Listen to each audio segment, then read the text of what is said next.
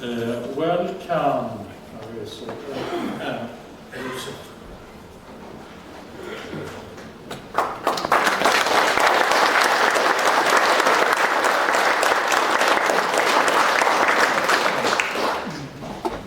Good evening. Kväll. I am extremely happy to be finally here in Värnamo Jag är väldigt glad att äntligen få vara här i Värnamo and meet all of you, friends of Israel. och möta alla er vänner av Israel. I would like first of all to thank Lennart and wonderful Lena for being exceptional hosts and taking care of all the details of this visit. Coming from right now from Helsingborg, but of course originally from Stockholm, and to make this evening happen. So thank you. Jag vill framförallt tacka Lennart för att ordnat med det här och ordnat med att vara en fantastisk värld, ordnat med resan från Stockholm ner till Helsingborg där vi har varit och även resan upp hit. Så tack så mycket. So I will start with telling you a bit about myself. Så jag vill börja med att berätta lite om mig själv. I started my mission in Stockholm in summer of 2021. Jag började med mitt uppdrag sommaren 2021 i Stockholm. And next summer I'm going back home to Israel. Nästa sommar så får jag åka hem till Israel. I was very lucky to come to Sweden in a period in which the bilateral relations between Israel and Sweden opened a new chapter. Jag är väldigt glad att jag kunde komma till Sverige i en period när Sverige och Israel öppnade upp ett nytt kapitel i deras samarbete. Until the war broke out on 7th of October, my ambassador and the whole team of the embassy had a very fruitful time enhancing our relations with Sweden. Innan kriget bröt ut den 7 oktober så hade jag och ambassadören och vårt team väldigt fruktfullt arbete och närmade mot Sverige. Unfortunately, since 7th of October, as you probably know, my embassy, Israel's embassies around the world, and of course the people of Israel have been extremely busy with dealing with this horrible war. Och otroligt nog som ni vet efter den 7 oktober så har min ambassad fått arbeta hårt och även ambassader runt om i världen med att hantera det här som sker i Israel. My story begins in Tehran, the capital of Iran. Min berättelse börjar i Teheran, i Irans huvudstad. I was born about a year and a half before the Islamic Revolution. Jag föddes ungefär 1,5 år innan den islamiska revolutionen. To one of the biggest and most prosperous Jewish communities in the Middle East. Till en av de största, mest fruktsamma judiska minoriteterna i Iran. At the time of my birth, there were about 80,000 Jews living in Iran. När jag föddes fanns det ungefär 80 000 judar som levde i Iran. The life of the Jewish community was very content and very fruitful, and I would say that most of the members of the Jewish community didn't even dream of leaving Iran. Och det judiska samhället i Iran var väldigt fruktsamt och väldigt levande. Och de flesta judar som levde där drömde inte ens om att få lämna Iran. Unfortunately, the new regime that came after the Shah was extreme. Men tyvärr så var den nya regimen som kom väldigt extrem. So most of the Jewish community, about 2/3 of the Jewish community of Iran, fled to Israel, to the USA and other places in the world. Så tyvärr så 2/3 av den judiska gruppen i Iran fick fly till Israel eller till USA och andra delar i världen. But not my family. Men inte min familj. My father was a true Iranian patriot. Min fader var en sann iransk patriot. And my extended family was in the opinion that the regime of Iran will be soon abolished. Och min utökade familj trodde verkligen att den iranska nya regimen skulle snart vara över. So we stayed in Iran, and my earliest memories are from the time of the Islamic Republic. Och så vi stannade i Iran och mina första minnen är från den tiden i början av den iranska republiken. Many people in Israel ask me, how was it to be a Jew in Iran after the revolution? Och många israeler frågar mig, hur var det att vara en jude i Iran efter revolutionen? This is interesting because the Iranian regime, which completely hates Zionism and Israel, is actually tolerant towards the Jewish community. Det är intressant att den iranska regimen som var väldigt hatisk mot Israel var väldigt accepterande mot judarna i Iran. So there is a freedom of worship, there are a lot of synagogues, there's a lot of activities, even learning Hebrew in the Jewish communities. Så tillbedjan är tillåten och synagogor är tillåtna. Det finns väldigt många synagogor och man tillåts att ha aktiviteter där faktiskt. However, as soon as you are affiliated in the slightest with Israel or with Zionism, your life is in danger. Men så fort du har samröre med Israel eller med sionister som de säger, så är ditt liv i fara. So you have to be very clever in the way that you hide the fact that you have relations or family in Israel. Så du måste vara väldigt klok och vis i hur du döljer att du har relationer till Israel. For example, I used to go to a Jewish school. Till exempel så gick jag till en judisk skola. But every morning when we came to the school, we would line up and chant death to America and death to Israel. Men varje dag när vi gick till skolan så radade vi upp där på led och vi fick ropa ut död till USA och död till Israel. However, we, the Jewish little girls, were very clever and tried all kinds of tricks in order to avoid to say death to Israel without getting caught. Men hur som helst så var vi judiska flickor väldigt kluriga att försöka undvika att säga död till Israel på många olika sätt. I used to go to the school with a headscarf and with a special outfit that would hide my regular clothes. Jag hade huvudscarf som jag hade på mig när jag gick till skolan för att dölja andra tecken jag hade för att jag var judisk.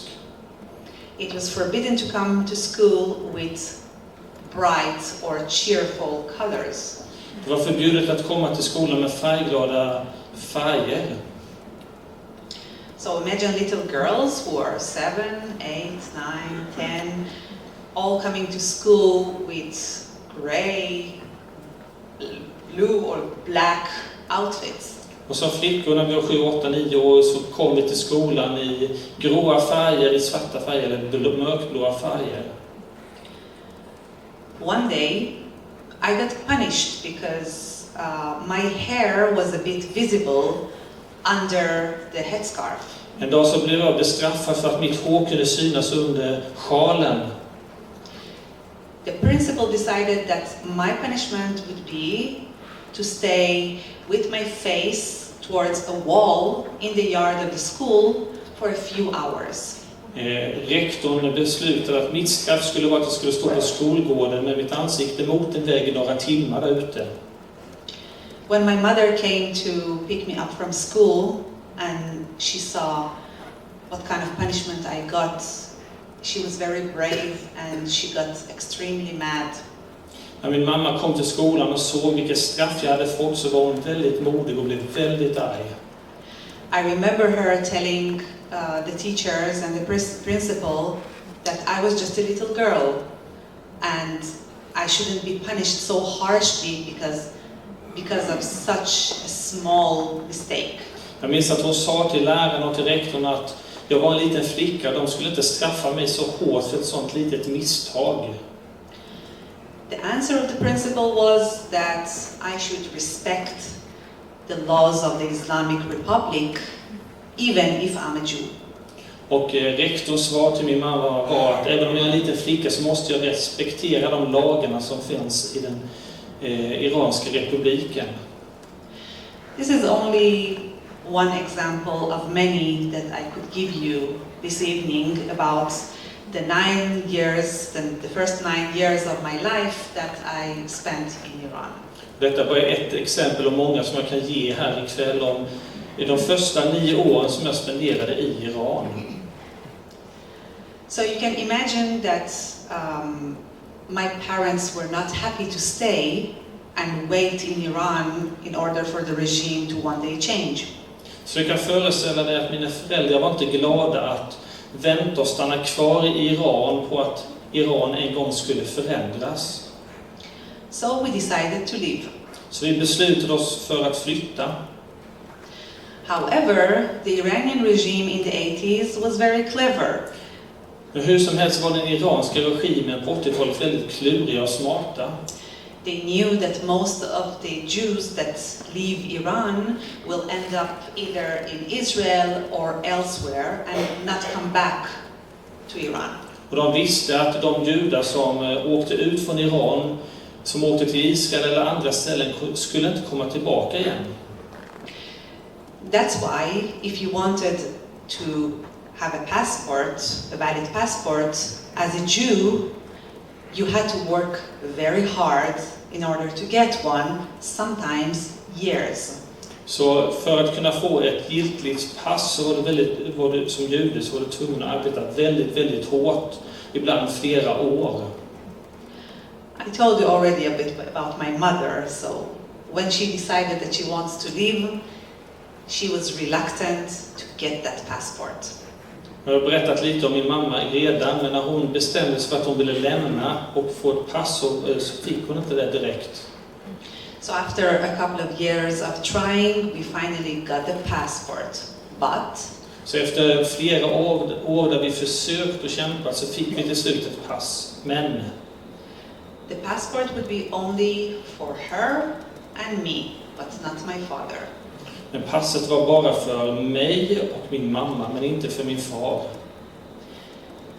So the trick of the regime was that they won't let you leave Iran in any circumstances if you're a Jew as a whole family. Så Irans trick var att du kan inte som en familj få lämna Iran. My father had to give his promise or consent and sign a paper that he promises that me and my mother will come back to Iran. Min far var tvungen att avge ett löfte och skriva på ett papper där han lovade att jag och min mamma skulle komma tillbaks till Iran igen.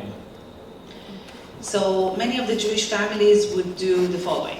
Så många av den judiska familjen gjorde följande. They would send the children and the women legally out of the country with a passport.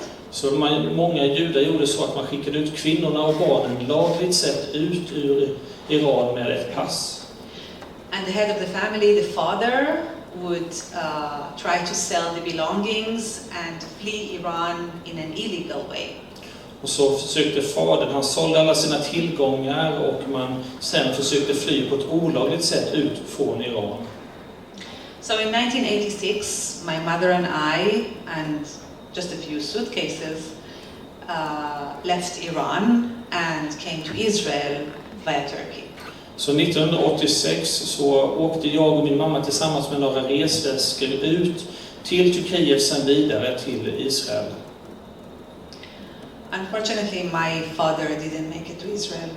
Och otroligt nog, tyvärr så kom inte min far till Israel. After a few months, he suddenly collapsed at home, and he was rushed to the hospital, and there he was diagnosed with the last stages of cancer, and he passed away. Tyvärr efter några månader så kollapsade min far där hemma och han fördes till sjukhuset och där fick han diagnosen att han hade cancer och kort efter så dog han. But during the time that he was sick, and it was a short time, Under den perioden som var en kort period när han var sjuk, my mother decided that she would like to be by his side and that we should go back to Iran. så beslutade sig min mamma för att hon ville vara vid hans sida och att vi skulle åka tillbaks till Iran. That would mean that we would take the risk that we could never again leave Iran, because they would know that we have been to Israel. Och det innebar risken att vi kanske aldrig kunde lämna Iran igen, för de visste då att vi hade varit i Israel. But my mother didn't care. Men min mamma brydde sig inte. So we went to the airport in Tel Aviv, and just before giving our luggage, my uncle said, let's wait for a minute. Let's call Tehran. And if your husband has passed away, there is no way that I'm going to let you go back there. Så min morbror, när vi var på flygplatsen Tel Aviv, så sa min morbror innan vi hämtade väskorna och lämnade dem att vänta lite, låt oss ringa till Teheran och kolla om man fortfarande är vid livet. Om man inte är det så kommer jag inte tillåta er att ni åker. And then we discovered that he already passed away, and fortunately we didn't leave Israel. Och då fick vi veta att han tyvärr hade omkommit, och vi turligt nog så åkte vi aldrig från Israel då. This is my personal view about Iran.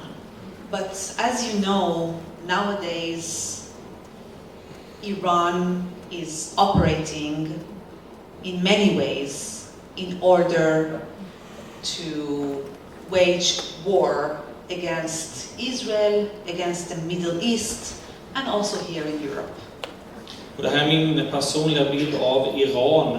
Men tyvärr så idag så arbetar Iran på många olika sätt för att föra krig mot Israel och mot Europa. As we call Iran in Israel, Iran is the head of the snake. Och som vi säger i Israel så är Iran huvudet på ormen. The Iranian regime has assisted Hamas before the attack of 7th of October. Den iranska regimen har hjälpt Hamas innan den 7 oktober. Iran has been financing and equipping Hezbollah in Lebanon with weapons for decades. Och Iran har utrustat och utbildat Hezbollah i Libanon under årtionden. Iran is fueling the Houthis in Tayman in Yemen to attack Israel. Och de stödjer Houthierna i Jemen för att attackera Israel därifrån. Iran has even directly attacked Israel already twice with hundreds of missiles since April this year. Och Iran har även inifrån sina egna gränser skickat in hundratals missiler vid 2 tillfällen in mot Israel. And just yesterday it was revealed that Iran has even recruited Israelis in order to spy for it. Och igår så avslöjades det att Iran har även rekryterat israeler till att spionera på Israel. So as long as the head of the snake is not eliminated, Så länge som huvudet på ormen inte är eliminerad, there is no doubt så är det inga tvivel that we won't have peace in our region. att vi inte kommer ha fred i våran region. As I mentioned, and you probably know, Iran has been operating also in Sweden. Och som jag nämnde och som ni förmodligen vet så har Iran även arbetat här i Sverige. It has been operating against you, the Swedish citizens. Man har arbetat mot er svenska medborgare. For example, via cyber attacks. Till exempel genom cyberattacker. Iran has been cooperating with criminal gangs in order to shoot at the Israeli embassy. Man har även samarbetat med kriminella gäng för att skjuta mot israeliska ambassaden. And in the same way has cooperated with the gangs in order to shoot at the branch of the Israeli company Elbit in Göteborg. Och man har även samarbetat med kriminella gäng för att skjuta mot ett israeliskt företag i Göteborg. This is a regime that is toxic. Detta är en regim som är gift. And when they attack in Europe, they are endangering this region. Och när de attackerar i Europa så är de ett hot mot denna regionen. So Iran is also the problem of Sweden, and we at the embassy are very happy to see that the government of Sweden is addressing this problem. Så Iran är även ett problem för Sverige och vi på ambassaden är väldigt glada att se att svenska regeringen även ser detta. But I will go back to my region. Men jag kommer gå tillbaks till min bakgrund. So about 2 weeks ago we commemorated a year. För 2 veckor sedan Since 7th of October. så är det ett år sedan den 7 oktober. We at the embassy and also in our ministry in Jerusalem were very confused. How are we going to conduct the ceremony for this occasion? Vi på ambassaden och även de nere i Israel var fundersamma på hur vi skulle minnas den här årstiden. Would it be a ceremony like the International Holocaust Day? Den här, hur vi skulle minnas den här årsdagen genom en ceremoni, skulle det vara som förintelsedagen? Would it be a ceremony that we do every year for the Israeli ceremony of the fallen soldiers? Skulle det vara som vi gör varje år för de fallna soldaterna i Israel? Not really. Nej, inte riktigt. Because 7th of October is still going on. För den 7 oktober pågår ju fortfarande. How can we have a commemoration event if we have still 101 hostages in Gaza? Hur kan vi ha en ceremoni och minnas när vi fortfarande har 101 gisslan i Gaza? So it was a very hard decision, and we decided not to call it a Memorial Day because it's not only in the remembering of those who died. Och vi fattade svåra beslut att vi inte skulle ha en minnesdag och då vi bara skulle minnas de som föll den dagen. We had the ceremony together with the Jewish community in Stockholm in the big synagogue. Vi hade en ceremoni med den judiska församlingen i Stockholm i synagogan.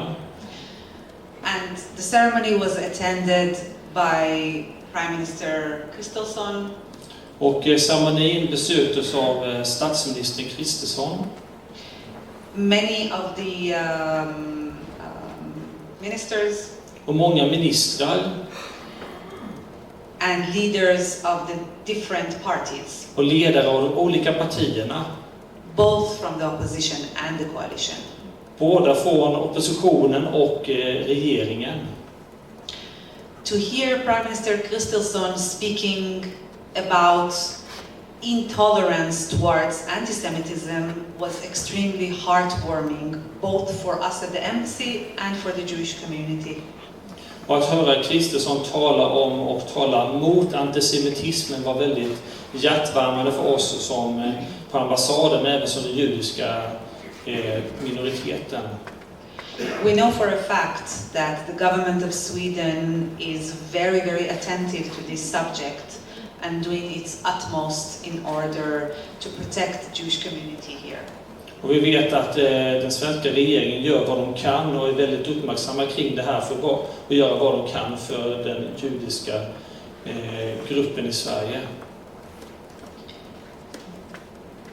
No one should tolerate that a conflict that is going on far away in the Middle East should be hurting any Swedish citizen. Och ingen ska tolerera att en konflikt som pågår så långt borta ska få påverka och skada svenska medborgare här i Sverige.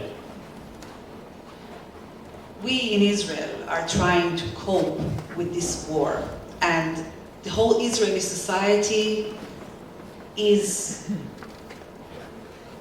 dealing with this. Vi i Israel och vi israeler försöker lära oss att hantera den här situationen i Israel. So, what are the goals of this war? Så vad är målet med det här kriget? First of all, bring back the hostages. Först och främst få hem gisslan igen. Also, to dismantle Hamas. Men även att avväpna Hamas. As long as Hamas is capable to send rockets to Israel, Så länge Hamas har möjligheten att skicka in raketer i Israel, our citizens in the south are not safe. så är våra medborgare i södra Israel inte säkra. This is a war that we did not start. Detta är ett krig som inte vi har börjat. And when we are operating in Gaza, we are not targeting the civilians. Our only target is Hamas. Och när vi är och utför handling i Gaza så riktar vi oss inte in mot de civila utan enbart mot Hamas. This is a very, very hard work. Detta är ett väldigt, väldigt svårt arbete.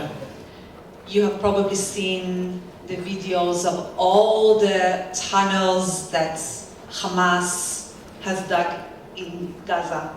Ni har säkert sett videoklipp på alla de här stora tunnlarna som Hamas har grävt i Gaza. The amount of ammunition and rockets that they have hid underground.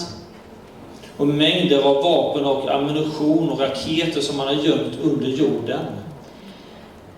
And the cynical usage that cynical does of civilian infrastructure in order to hide its ammunition. Och på det cyniska sätt man har använt civil infrastruktur för att dölja och gömma ammunitionen. Even exploiting the UN facilities, the UNRWA facilities. Och även explosiva saker som man gömmer i UNRWAs lokaler. We do listen to the international community. Vi är en internationell kommunitet. We are allowing aid to go inside Gaza. Vi tillåter hjälpsändningar att komma in i Gaza. We don't stop that. Vi Not even for 1 minute. Vi hindrar inte det, inte ens en minut. 24 hours a day, we allow trucks with humanitarian assistance to go through the crossings and air and sea into Gaza for the people of Gaza. 24 timmar om dygnet så tillåter vi lastbilar åka in i Gaza med hjälp och förnödenhet och även från luften och från havet. All this information is very transparent. Och all den här informationen är väldigt transparent.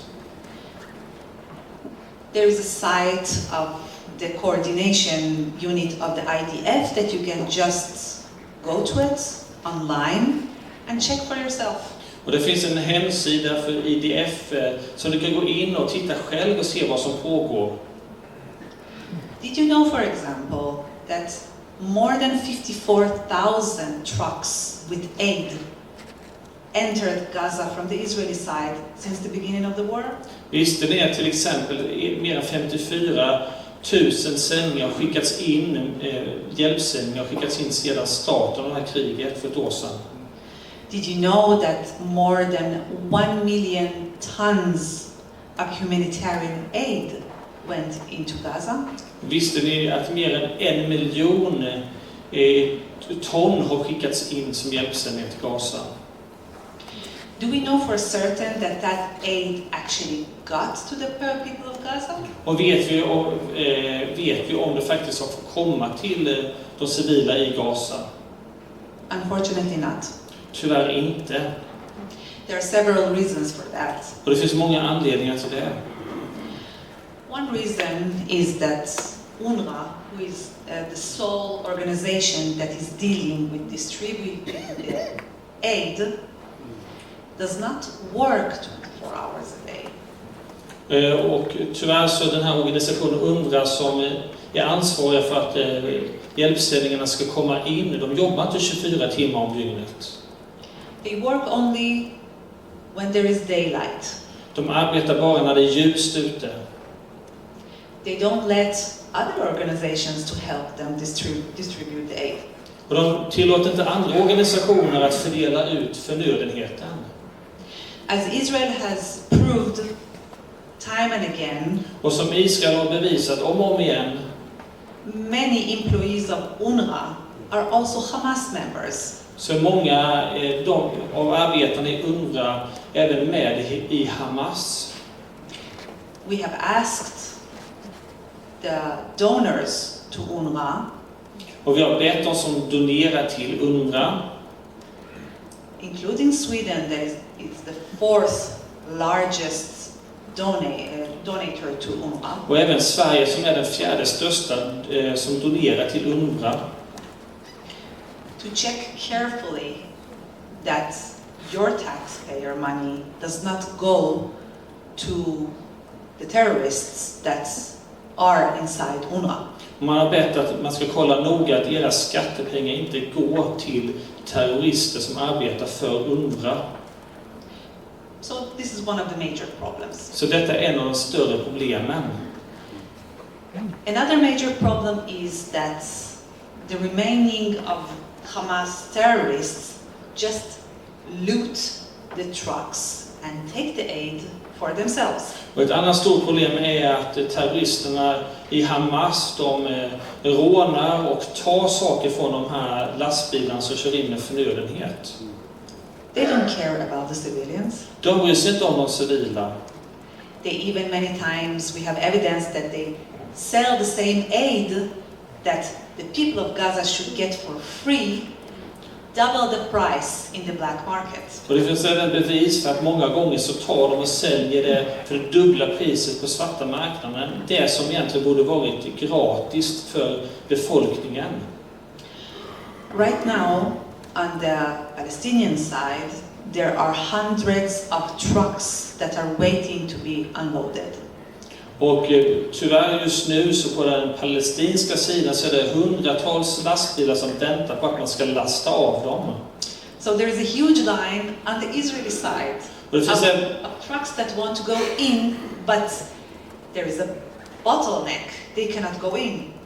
Och det finns också på den israeliska sidan en lång kö med lastbilar som vill åka in i Gaza men inte kan det. But unfortunately, we don't see those facts written in the newspapers or in the radio or in the TV in Sweden. Men tyvärr så får vi inte läsa om det eller höra på radio om detta eller se det på TV i Sverige. Many times Israel is depicted as the sole responsible for the death tolls in Gaza. Utan många gånger så vinklar man det som att Israel är enbart ansvariga för dödstalen i Gaza. Many times we hear very, very serious words that are said very, very easily. Många gånger så ser vi väldigt seriösa ord sägas väldigt, väldigt enkelt. Words like genocide, Ord som krigsbrott, starvation, svält. numbers that are very high. I heard 19,000 children dead in Gaza. Och siffror som, och jag hörde 19 000 döda barn i Gaza. 40,000 people dead in Gaza. 40 000 människor som har dött i Gaza. Where those numbers come from? Var kommer de här siffrorna ifrån? From the health ministry of Hamas? Från Hamas själva? From the international organizations? För internationella organisationen FN? How many of those, inside those numbers, are from Hamas? Hur många av de här siffrorna som presenteras kommer från Hamas? We don't know. Vi vet inte. What I do know Men det vi vet is that my army, the Israel Defense Forces, att min armé, den israeliska försvaret, do not aim to kill any civilian. siktar inte in sig på att döda oskyldigt civila. We do not intend to stay in Gaza. Och vi vill inte vara kvar i Gaza, det är inte vår avsikt. As you know, even before 7th of October, we were not in Gaza. Och som ni vet, redan innan 7 oktober så befann vi oss inte i Gaza. Our sole purpose is to bring back our hostages Utan vår huvudmål är att föra tillbaka gisslan igen. and make sure that on the other side of the border we have a demilitarized zone Och se till att på andra sidan gränsen så har vi en zon som inte är militär längre. that is controlled by a civilian authority that is not aiming to diminish Israel. Och att den ska styras av en civil auktoritet som inte har huvudsyftet att sikta in sig på Israel. Unfortunately, right now I don't see any moderate figure from the Palestinian side that seems to be willing to even condemn 7th of October. Och tyvärr så kan vi inte se någon på den palestinska sidan redo att fördöma det som skedde 7 oktober. Not Mahmoud Abbas, the president of the Palestinian Authority, Och inte president Abbas, nor the Palestinian ambassador here in Sweden. och inte ambassadören här i Sverige. She was actually a while ago in 30 minuter and she refused to call 7th of October with any bad words, like a massacre.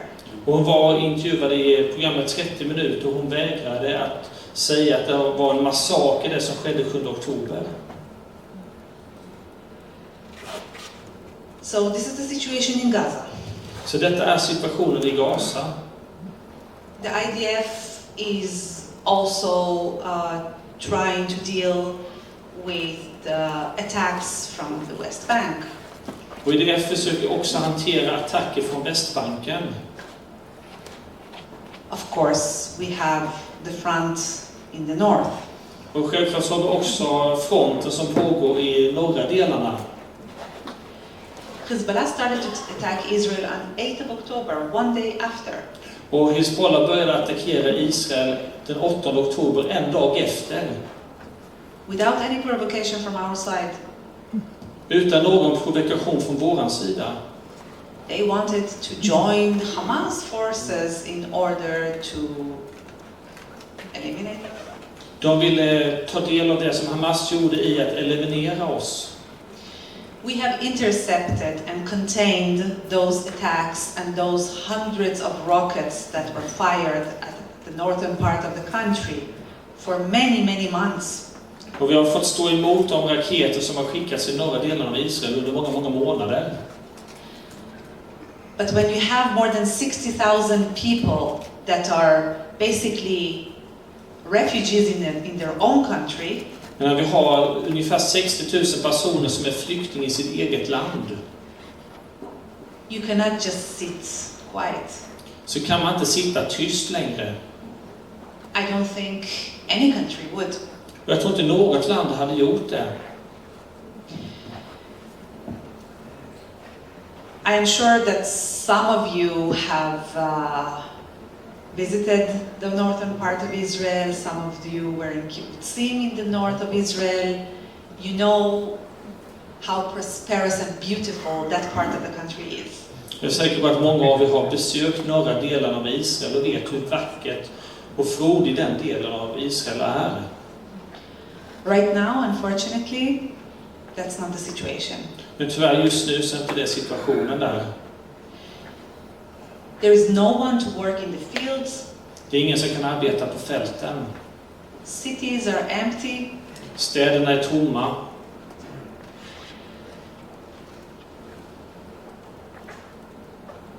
And there are no tourists. Det finns inga turister. My own aunt, who lived for more than 50 years in Kibbutz Malkia, just on the border with Lebanon, has been living in a hotel room for more than a year. Och min moster som levde på en kibbutz där uppe i norra delarna nära gränsen till Libanon har bott i ett hotellrum det senaste året.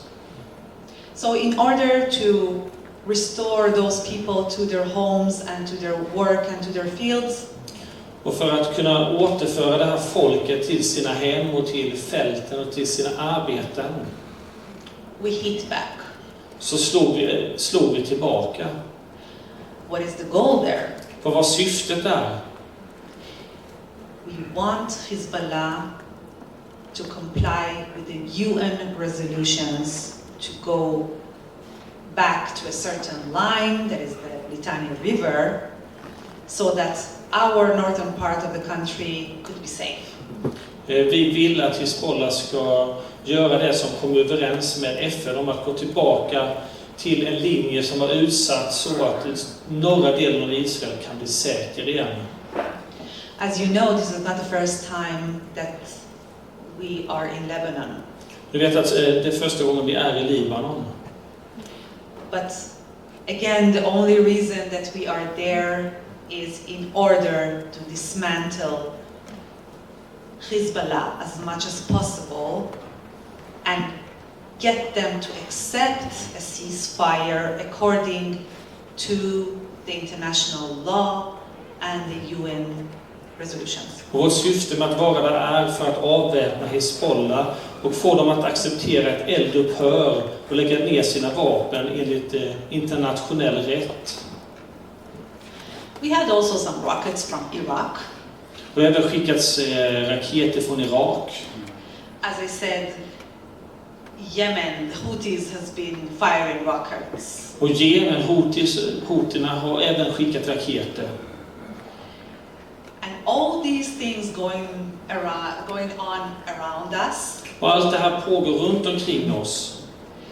while there are also terror attacks inside Israel. Samtidigt som det pågår terroristattacker inom och i Israel.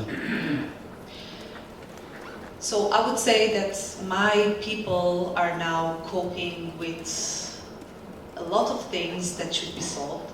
Och just nu så försöker mitt folk hantera så mycket olika saker som behöver lösas. As you know, Israel is a democratic country and we have a lot of opinions. Och ni vet att Israel är ett demokratiskt land och det finns många åsikter. We will have to investigate ourselves. Och vi måste utforska oss själva. And in the democratic process, Och i den demokratiska processen the people of Israel will decide when the time comes så kommer det israeliska folket bestämma när tiden är inne. what kind of government they want. Vilken typ av regering man vill ha. But we still have time for that. Men det finns fortfarande tid för det sen. Right now we are trying to heal from our wounds. Just nu så försöker vi läka från våra sår. And the first thing that we have to do is to get a ceasefire and get our hostages back. Och det första som måste ske är att det blir eldupphör och vår gisslan får komma tillbaks igen. I don't think that right now there are many Israelis nor many Palestinians that think that the two-state solution is something that can be implemented. Jag tror inte att just nu att det är så många israeler eller palestinier som tror att en tvåstatslösning är möjlig. But I'm an optimistic Men jag är optimistisk. And my opinion is that in the end of the day, after we heal ourselves, Och min åsikt är att i slutet av dagen när vi har fått läka and find a way to understand each other, och funnit en väg att förstå varandra, the two-state solution would be still relevant. så skulle en tvåstatslösning fortfarande vara relevant. Thank you. Tack så mycket.